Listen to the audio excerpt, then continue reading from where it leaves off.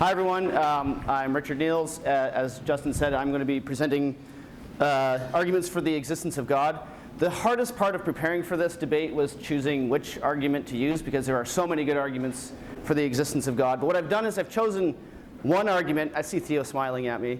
I chose one argument that I think is, for me, the most convincing argument that there is some sort of higher power out there.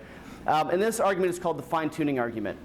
And what I'm going to do is try to give you evidence that there is some sort of higher being that is extremely powerful, rational, and highly intelligent, at the very minimum. So what does the fine-tuning argument say? We've got to back up. In the 1900s, there was called the quantum revolution. There's all sorts of new discoveries in physics. And since basically the 1970s, all physicists agree that the universe is finely tuned for life. What does this mean? By fine-tuned, they mean that if any of the parameters of the universe were slightly different, life could not have evolved on Earth. What do I mean by parameters? In physics, we have these things called constants, physical constants. Here's just a few of them. The mass of a proton is that. The mass of a neutron is that. And what that means is anywhere you find a proton in the universe, anywhere you find a neutron in the universe, it'll have those exact mass equations. Right? We also have the speed of light, which is a constant. Anywhere you find light in a vacuum, it will be that speed right there. We also have a gravitational constant known as the Newtonian gravitational constant. We cannot calculate gravity unless we have this formula here, which happens to work anywhere in the universe. Doesn't matter if you're on the Earth, if you're on the Moon, if you're on Mars. Doesn't matter if you're in another galaxy. That gravitational constant must be exactly that. But there's many physical constants in the universe. Physicists estimate currently that there might be 19 fundamental constants. My favorite constant is called the cosmological constant, and it's represented by the Greek letter lambda. That's the sort of upwards wedge right there. And the cosmological constant is the measurement of vacuum energy in the cosmos. You might be confused about what that could mean. I'll try to explain it very briefly. The vacuum energy is basically the balance between the attraction of gravity, this gravitational force that's everywhere, and also this repulsive force of empty space. So the void seems to exhibit a repulsive force. And the cosmological constant is the balance between those two forces. If lambda, if the value is positive, it's going to be a repulsive force where matter is going to be pushing away from itself, and space is going to expand. And if lambda is negative, it's going to act as an attractive force, causing space to contract. Now, if lambda weren't precisely, to the very fine degree, precisely what it is, the universe would either expand too quickly, in which case you have the Big Bang and you just have particles flying infinitely into oblivion, or it would collapse instantly after the Big Bang. So you have the Big Bang, you'd have all of this matter exploding and then just kind of condensing right back on itself. If lambda isn't exactly what it is, that would happen. You can think about it analogously to like a mixing board, and lambda seems to be finely tuned for life like a dial on a mixing board. It's actually sort of the balance of two dials that has to be exactly what it is in order to get the cosmos that we have. And just as a refresher, lambda is just one of the many parameters that have to be sort of finely tuned for life. That's just one of them. Here's a four-dimensional representation of the Big Bang.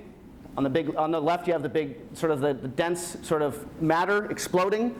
You have this sort of initial massive expansion of the universe, and then it sort of cools down. Right? If lambda were slightly different, you'd either have all of this matter just exploding into oblivion or just kind of condensing back onto itself. You would not get this cosmos if lambda was not the precise value that it is. So what does this have to do with God? Physicists agree that the universe could easily have been otherwise. Lambda could be slightly different. There's no reason why it has to be exactly that. Some estimates, and this is a bit problematic, we can talk about this in the Q&A, but some estimates of the chances that the cosmological constant are what it is are 1 over 10 to the 36. That's a lot of zeros. Physicists also haven't stopped counting how many parameters need to be finely tuned for life, but this is just one of them, one of the known 19 fundamental parameters. So really it's impossible to calculate just how improbable it is that the universe is fine-tuned for life.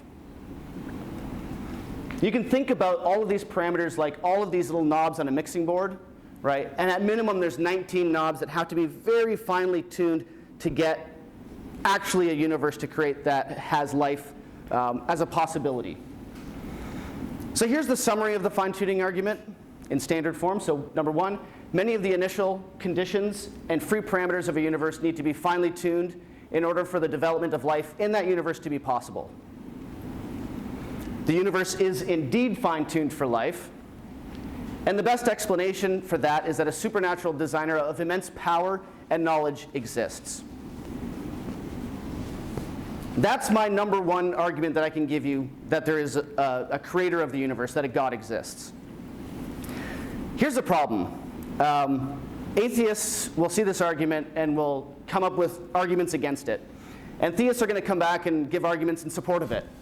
And we're probably going to do that until the trumpet sounds, or for forever, right? I'm not sure. What I can say, and this might shock you, but I think that atheists have a very reasonable worldview. I think that there's really good arguments against this argument, but I also think there's really, really good arguments in support of this argument. So that kind of leaves me in a bit of a funny place, because I'm supposed to be defending theism. But philosophically, I do think I am ultimately convinced by this argument, but I can see really good arguments on both sides. But I want to give you maybe sort of a more personal reason why I'm a theist, and this might be a little bit more salient to religious belief. But I'm convinced that there are big concepts in life that are essential and central to the human experience. These concepts are like goodness, truth, beauty, love, joy. And I think that we have to explain those in order to explain the human condition. Now, if I were to choose atheism as an answer to how the universe is the way it is, all of those concepts are meaningless.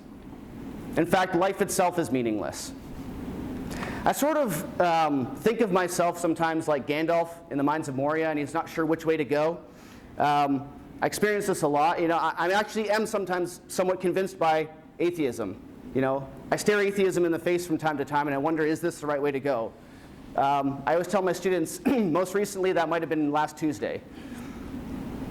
But if I look down, if you imagine sort of theism being one tunnel in the Mines of Moria, and then theism being another, theism over here and atheism over here, if I look down the atheistic tunnel, for myself, I see despair. I see the meaninglessness of life. I see evil, I see suffering, but I can't even call that evil. All it really is, anything that I think of as evil, really just is a random collision of atoms.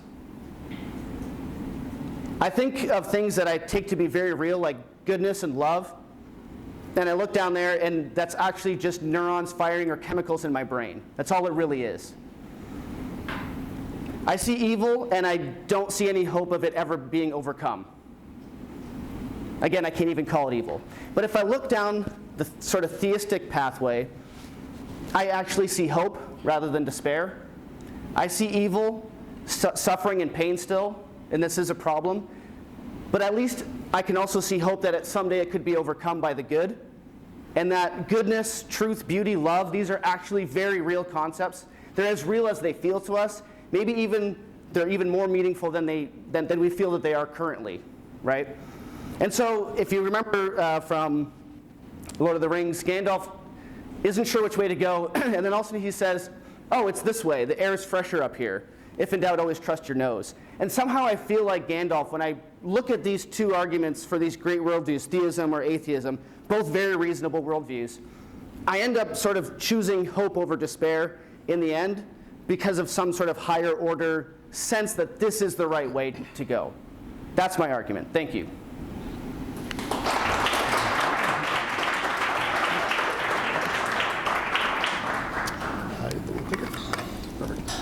Thanks for being here, everybody. So my argument is going to be from a slightly different perspective, and will have a slightly different tone. First off, I want to say that I believe that there are many very reasonable arguments for the existence of God. And I believe that Dr. Neels has presented an excellent one today. I entirely believe in the logical possibility of an omniscient, omnipresent, all-powerful, all-knowing God.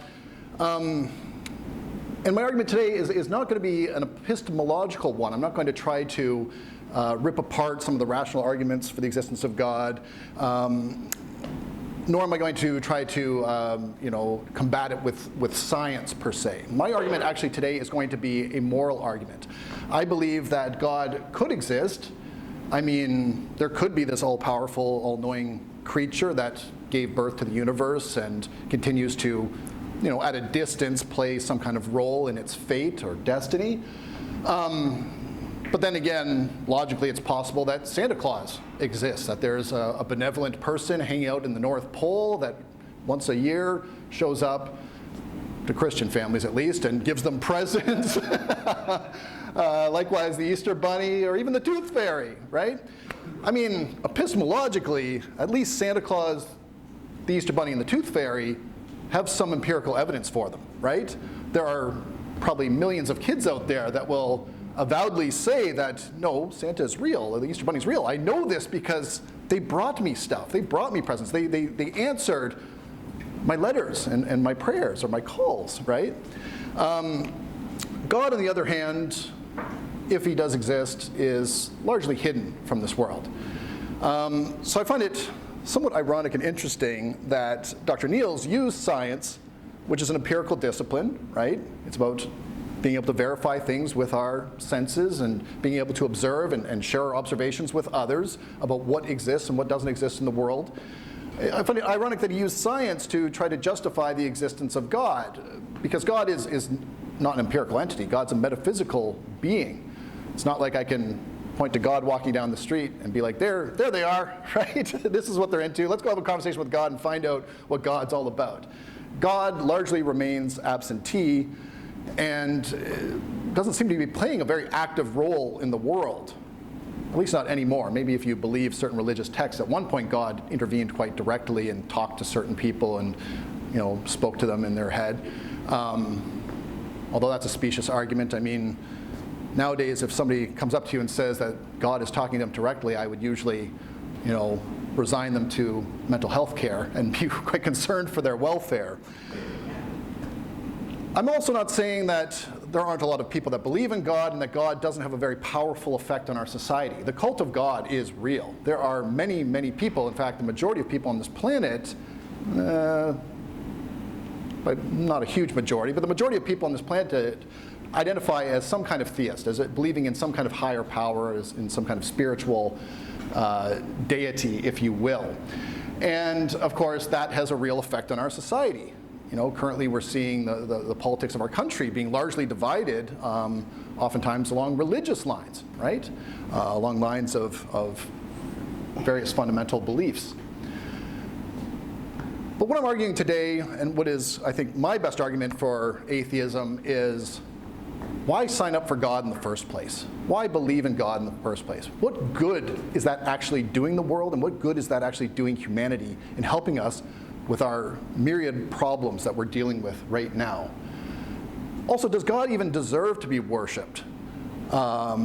You've mentioned the existence of evil, and the problem of evil is certainly one of the arguments that can be made against the existence of God. Why would God put us in such a cruel, vicious world, right?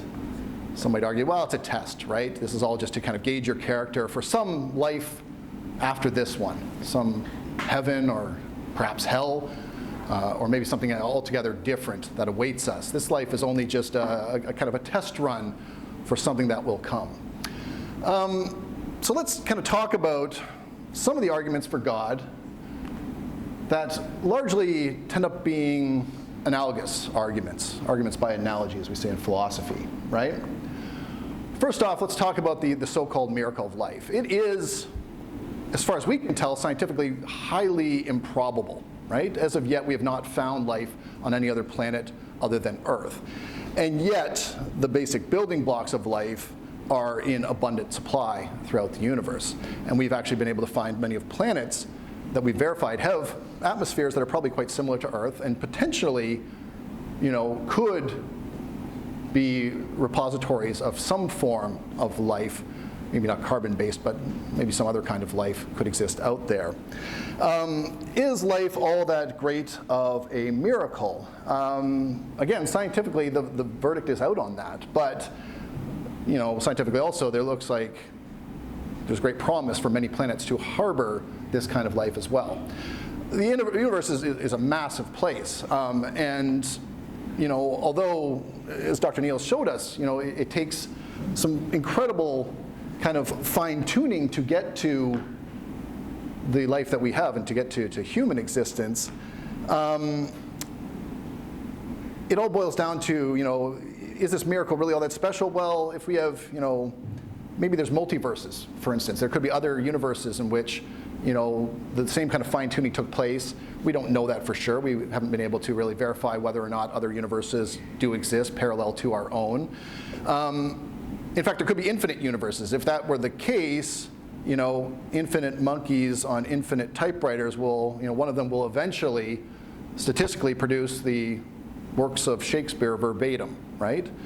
So for all we know, there could be, metaphysically speaking, infinite worlds. There's been infinite attempts at universes. The vast majority have failed.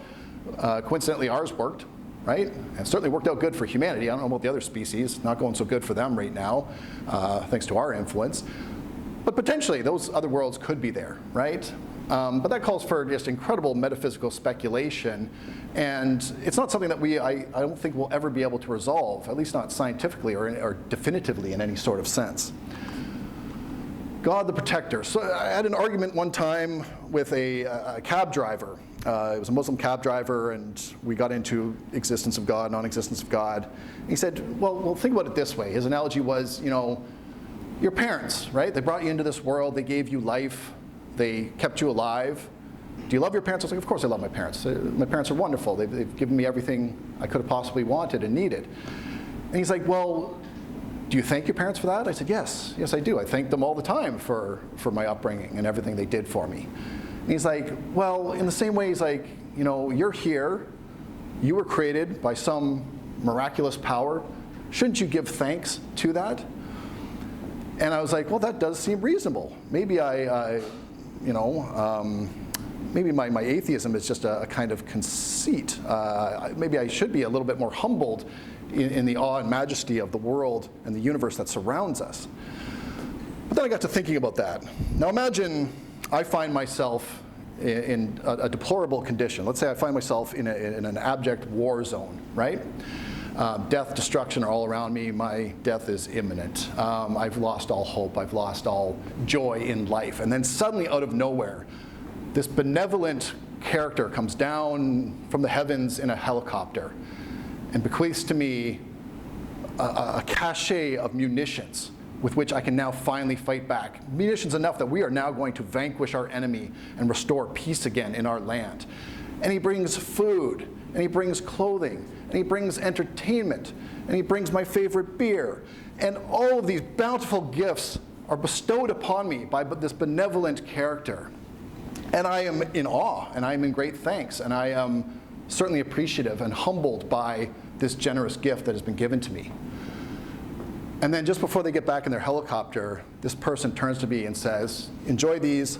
I have no doubt that with these tools you will flourish despite the evil that surrounds you and the horrors that surround you. By the way, I'm also a little bit sorry because I'm the guy that's actually responsible for this war. I work for the armament company that supplied your enemies too, and that's how this whole mess got started in the first place. But enjoy what you've got, because I'm on your side now, right? Would you worship that character? Would you even be thankful to that character, knowing that all the horror, all the misery around you was also there doing as well, right? God the fine-tuner.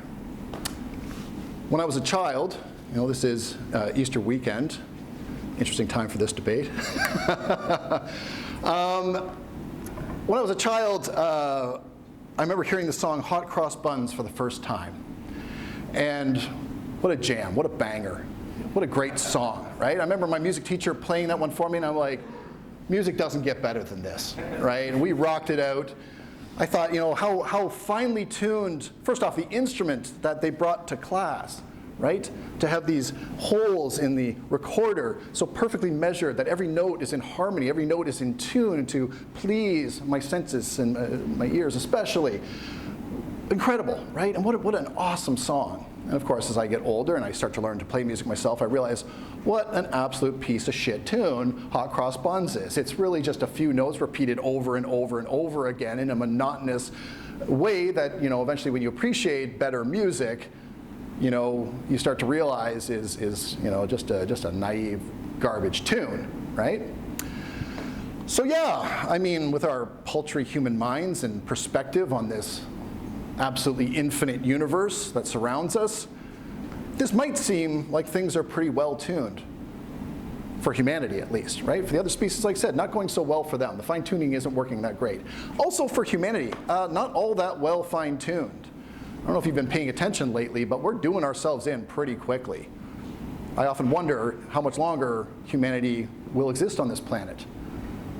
We're just one bad day and one crazy dictator away from nuclear disaster that'll wipe us all out. Why would a benevolent God give us that kind of power, that kind of ability, right? To literally wipe ourselves out in an instant. So, fine-tuned, I don't see it in our own world, right? Let alone in the entire universe. However, I do see order. I see order much like Werner Herzog, the famous existential director and filmmaker and actor. But to borrow his words, the order that I see, the harmony that I see, is the harmony of overwhelming and collective murder, of violence in every corner of our universe, right? Of ourselves, vulnerable and weak at every moment, on the precipice of life and death, day in, day out, with no real direction, no real path forward for us to resolve that finally and escape that. That makes life meaningless, in a sense. Borders on nihilism, right? There's no meaning to anything. To which I say, great! I find meaninglessness the most attractive, most fun part of life. Because then I get to invent meaning for myself. I get to create meaning every day. I get to imbue life with the meaning that I have chosen for myself freely and independently. Now, I had one more thought that's eluding me right now. But I think I'll pause there and we'll let Dr. Neels have his rebuttal before offering my own. Thank you.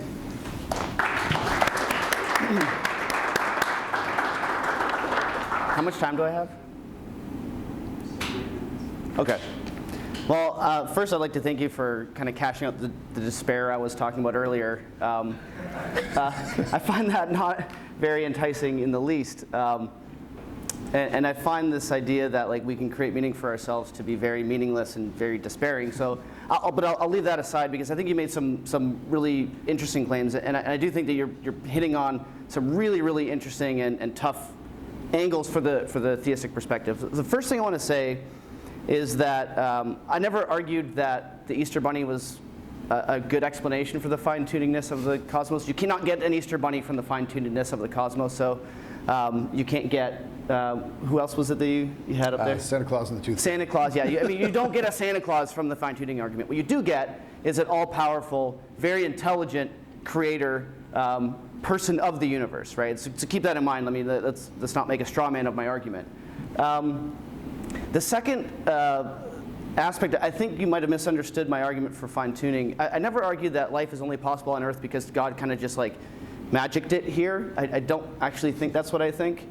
What I think is that something had to have set the parameters such that life could have evolved just by its own naturalistic systems. I'm actually a big firm believer in science. I don't think that you have to believe in God versus science. I think you can absolutely affirm both. In fact, I think you have to affirm both. Here's what I mean by that. Dr. Drohan pointed out very accurately that you cannot go and find God in the universe. It's oh, there's God or something like that. God's not a phenomenal entity, and I mean, I think we agree with that, right? But there's no such thing as evidence in terms of like physical evidence for God. Maybe we could say that, right? But what I am saying is that if science works, which it does, we can predict stuff, we can know stuff via science. If science works, there have to be grounds for the principles of science which stand outside of science. So it's what's called an abductive argument in philosophy. It's argument to the best explanation. So either science there's just a ball of matter just organizing itself, or there's something of an organizational principle that stands outside of that blob of matter, call it the cosmos, that gives it the grounds for orderliness. That, to me, is a much better explanation, that there is some sort of ground outside of science, right? And so, yes, there's no physical evidence for God. You're not going to see or hear God necessarily speaking, although I do believe in miracles, and we can talk about that if we want to. But for the general, I would say 99.9% of the time, God is a naturalist. He loves creating natural order, and he loves natural order unraveling itself into beautiful, fine-tuned systems, which I'll come to in a second again. Right? The idea, though, is that that's a better explanation. Now, you could either say, well, that just doesn't exist, or there's nothing outside of nature. But I would say that's actually a much more extreme view to say that there's nothing outside of nature. Another thing that Dr. Drohan said is maybe there's like the multiverse. And so some physicists posit multiple universes that kind of coexist in different dimensions from our universe, that are sort of deviations of our universe, and they all sort of exist on the spectrum. So think of those 19 parameters being all finely tuned, but then imagine a bunch of them being not finely tuned. So some physicists say that all of the possibilities exist in reality somewhere else. And so, of course, the universe in which the question is being asked, how is it fine-tuned, is the one that just happens to be fine-tuned, right? That is a reasonable argument against the fine-tuning argument, but I'm not convinced by it. I'm not convinced by it because I think that simple explanations are better. And I think that a divine creator is a simpler explanation than exploding infinite, massive universes just to explain for this the fine-tunedness of the cosmos. I think that God actually, Occam's razor, which says that the simplest explanation is most likely to be the best, I think Occam's razor, against many opinions, actually supports the existence of God in this case. Right? But again, it's not something that's part of science. It's something that grounds the very possibility of science as an existing field of inquiry. I want to just briefly come back to the idea that Dr. Drohan said that there isn't a fine-tunedness in the cosmos, and I think that that's just wrong. I think that where's my cell phone? I can't send a text to my wife via the laws of physics and reliably predict that that's going to work, granted that there's no outage somewhere. We can't do that unless the cosmos actually does have orderliness that we can grasp and develop technology to predict and to actually do stuff with, right? It's impossible to even think that we could have a coherent debate. Plato would say this, right? If everything is completely random, that you can't even have a meaningful conversation, which I think we're having a meaningful conversation, right? So I do think that there's all kinds of good, all-powerful, all-knowing God, and then evil exists, and it's impossible to hold all four of those beliefs in your mind, right? Because if God was good and he's powerful and he's all-knowing, he would know all the evil, he would hate all the evil, and he'd be able to eradicate all the evil, right? Seems pretty convincing. But the typical theist position is quite simple, which is God exists, evil exists, therefore God has a good reason to allow evil to exist. I mean, at least logically, there's not a problem there. Where the problem lies, I think, for the problem of evil is what that reason is. Why does God allow evil to occur in the world? And that is a really hard, and I think that this is probably the hardest aspect of theistic belief. Why would God allow that? Now, I just want to say briefly that even if we can't know that, which may be a weakness of my position, but even if we can't know that, it doesn't logically disprove God's existence. I hope everybody can see that. Because again, God could have a good reason for allowing evil. There are many what are called theodicies, which are sort of explanations for how God could have created the universe that we have and evil could still exist. I'm the biggest fan of what's called the greatest of all possible worlds thesis, which states that if God is going to create a cosmos, it's going to be as good as possible given that it's a creation, right? So if he's going to create a cosmos, it's going to be orderly because order is better than disorder. But if you create laws of physics those laws of physics are going to, by necessity, grant the possibility of pain and suffering and stuff not going well, right? Gravity is a constant, which means if you create a human with rationality and you create gravity, I have the possibility of jumping off a cliff, right? Does everybody see that? So even if you create two good things, they are of necessity, metaphysical necessity, going to allow for the possibility of suffering. I think I'll stop there and maybe we can continue the debate from there. Thanks. So I didn't quite get to my moral argument that was kind of the centerpiece of my atheism, which is, again, I would agree with you, Dr. Neels, like there is a lot of order in the universe, at least from a human perspective. Then again, what we call order from a human perspective might not seem so orderly from the perspective of other intelligent beings. We, of course, see the world in an anthropomorphic way, as everything is here designed for us, and that order is human order, and what makes sense to humanity, that itself is fraught with all sorts of problems, right? But I don't want to get into the argument against God from an anthropomorphic perspective. What I wanted to do instead is say that, okay, there is order in the universe, and perhaps it was this all-powerful, great entity, dare we call it God, that created it. So what, right? Why waste my time talking about this God, worshiping this God? I mean, worshiping God takes up a lot of time, a lot of money, a lot of effort. It divides us so much more than I think it brings us together. I mean, it's a simple historical fact that the largest single cause of warfare in human history is religion, is fundamentalist religious belief, is religious idealism. To this day, it still remains one of the simplest and easiest ways, and most powerful ways to divide people against people, the believers and the non-believers, those of the true faith and those that are faithless. So, for me, I remember when I was growing up, I grew up in a religious household. I grew up a very devout believer. I was very, very active in my church in my youth. But there came a point where I was kind of sitting there in the pews one day and thinking to myself, you know, the time that I'm spending here, you know, I go to church every Sunday, I spend an hour, couldn't that be better spent? What if I took that hour every week and me and my family went down to the local soup kitchen and volunteered, right? Or we went out to the public park and planted some trees, right?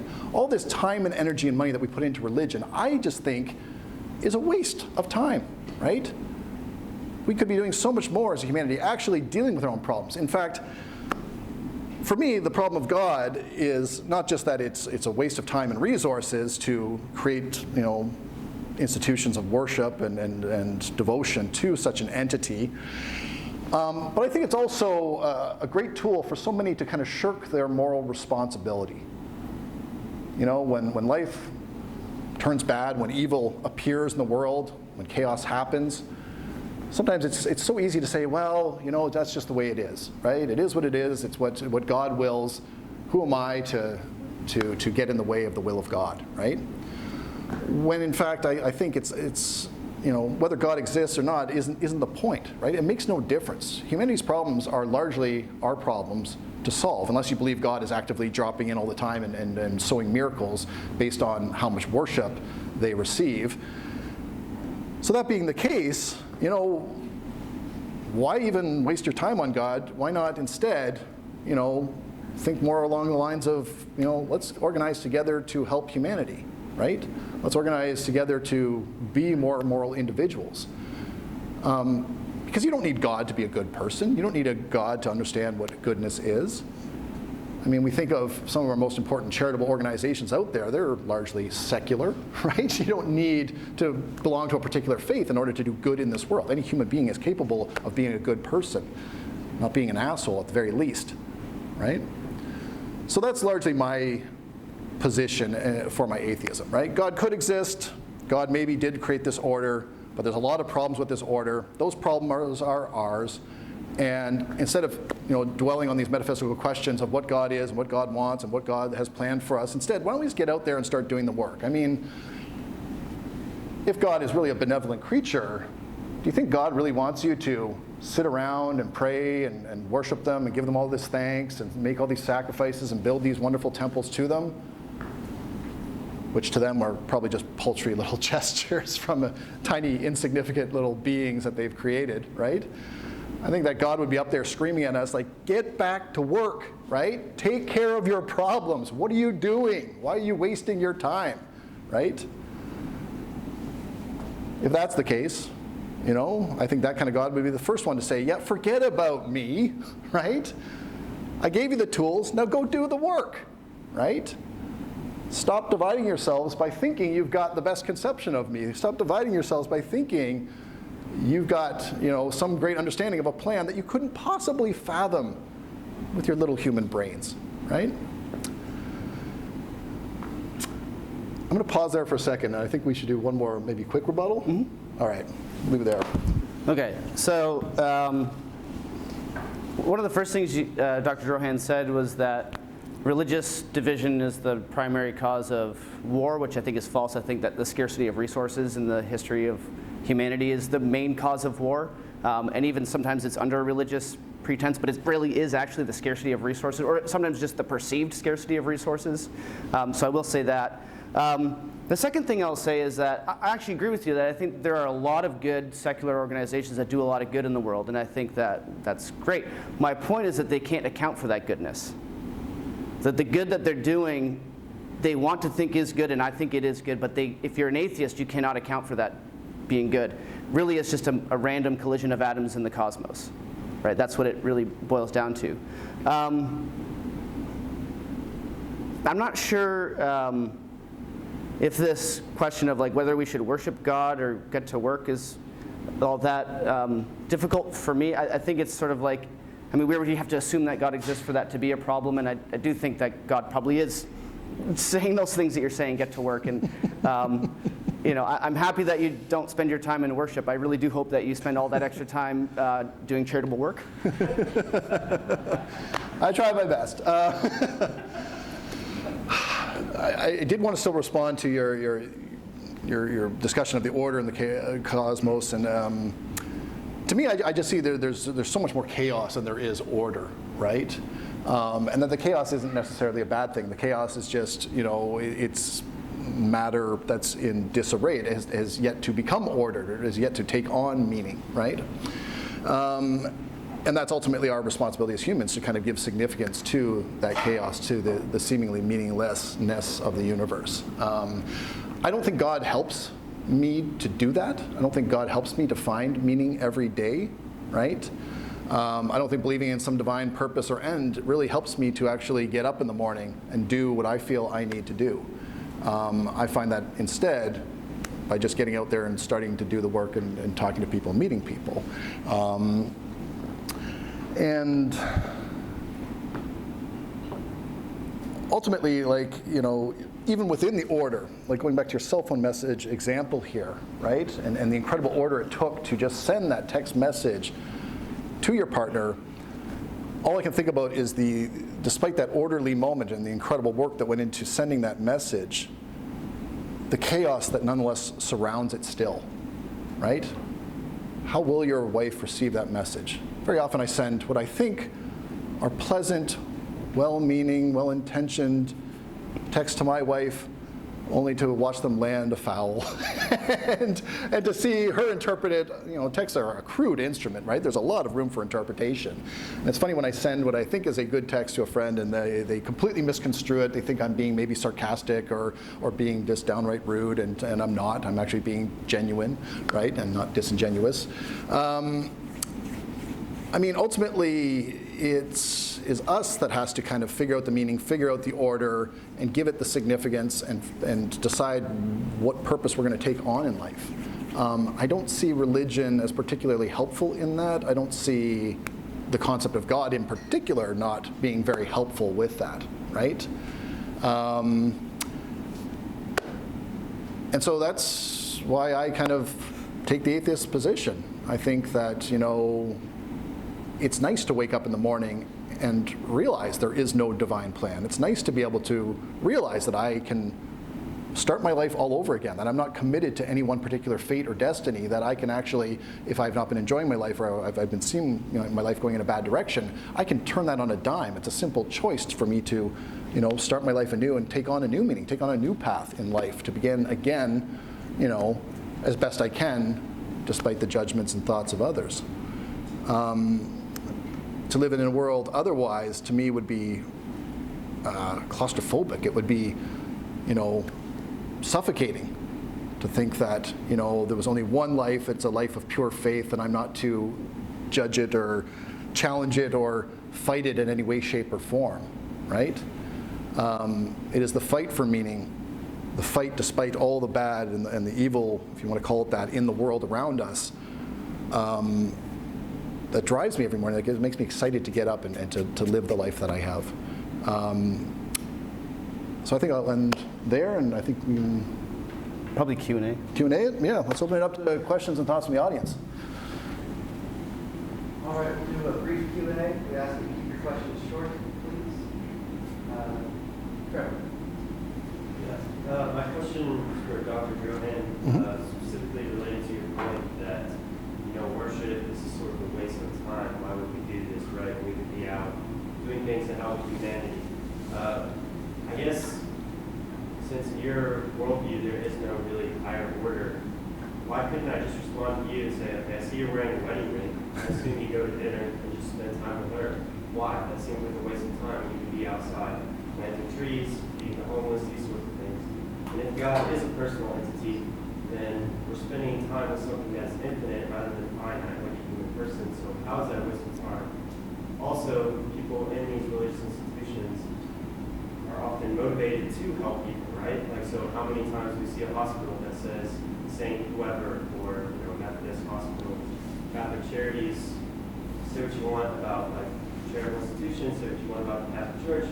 It is the largest charitable organization in the world, right? And so a lot of people are finding inspiration for these in these worship services through uniting themselves to a perceived infinite entity. So how would you respond to that? Two things there. I guess we'll start with the wedding ring on my finger. I never wanted to get married. I think it's a kind of a foolish little ceremony, but I did recognize the pragmatic value of it at the time. It boiled down to my mother-in-law, after I'd been engaged or betrothed for 6 years, saying to me, well, if you're not married by next year, I'm going to throw the wedding for you. And I pictured the horror that would be, right? Having her create the ideal wedding for me. I was like, no, that's not a party I want to attend.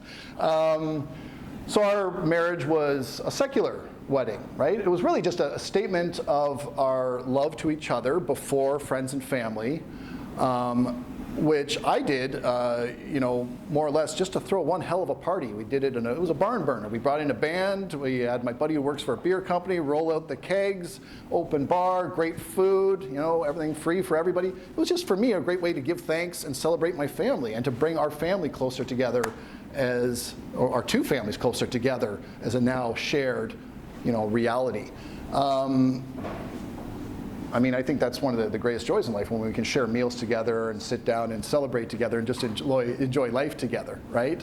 That's what marriage was for me and continues to be, in my home, right? Is a place for us to celebrate our friends and our family members whenever we can, and as generously as we can as well. Back to your second point, I agree with you. I should say that religious organizations do a lot of incredible charitable work, and you're right. The Catholic Church is not only the largest property owner in the entire world, but also the largest charitable organization in the entire world. I don't want to get into the nitty-gritty of the charity work they do. I think a lot of it is self-defeating. I think a lot of it is destructive. I think a lot of it is racist. But that's a whole other can of worms I don't even want to wander into. I do not deny that religious people can get together and do charitable work. But why the pretense of religion? Why is that the only thing, or the only reason why you'll go out and do charity work? Right? Why not just do it for the sake of humanity? Why not just do it for the sake that our world is falling apart right now and there's mess everywhere that needs cleaning up? Why is that not enough? Why do you need the permission of your pastor or your imam or your rabbi to go out and help other people? I really get nervous, when it comes to charity that I need permission to do it in the first place. how do I know that you are a better judge, as a religious leader than I am of what needs to be done in this world, right? So I take issue right there. I think it usually just serves to make people docile, make people do things that they think are charitable that are actually just kind of benign or sometimes actually slightly destructive acts. I think an ounce of prevention is always worth a pound of cure, and that the charity mentality that is constantly encouraged by organized religion is a terribly perverse one. We wouldn't need charity if we got things right and did the hard work in the first place and prevented these problems from even occurring in our society. So charity, why not politics, right? Why not get out there and be a good citizen, get engaged, and stop the mess from happening in the first place?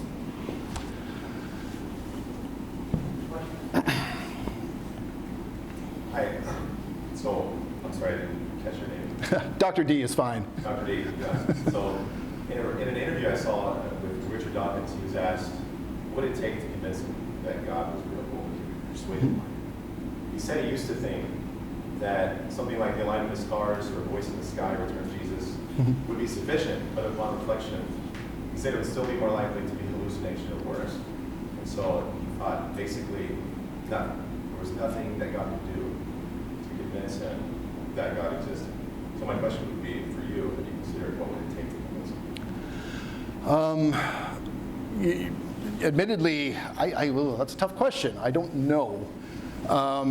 You're right. Like if I were suddenly to hear God's voice in my head, right? If I were suddenly to start seeing all these miracles happening around me, my first instinct would be I need to get on an antipsychotic immediately, right? I would immediately, hopefully, seek out psychological help, right?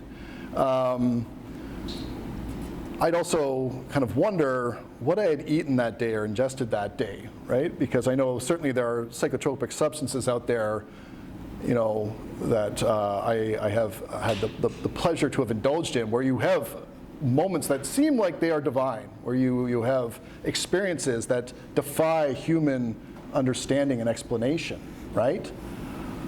But then in the morning, I'm still left wondering, was that just the drugs talking, or was it, an actual connection with the higher order of being and the divine, eternal, whatever that is? Again, even if I did make that connection, even if I had that moment where I was like, holy crap, God does exist, I'm still left with the world, its problems, and the feeling like I need to just get out there and live a good life and be a good person, right? I don't need to, dwelling on it isn't really going to change anything for me, right? So, great, it was a fun experience, that was neat, but back to work, right? Maybe it would motivate me to be a better person. I don't know. I think you should just be, trying to be a better person from the get-go, right? Because that, to me, makes moral sense and has its own kind of logic to it. Does that answer the question? Sort of. All I asked you was how you consider it, and you did answer that. But I was thinking, what would it take to convince you? And maybe you don't have an answer, but that was really the real question. Or do you agree with Dawkins and Down?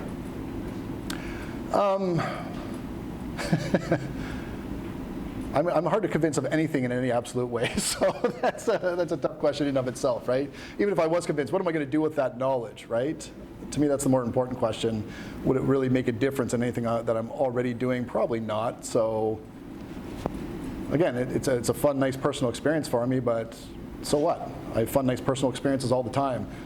I don't run around at the top of my lungs screaming about them to other people because they're private. I can't share them with others, right? It's just a joy that I felt, an experience that I had.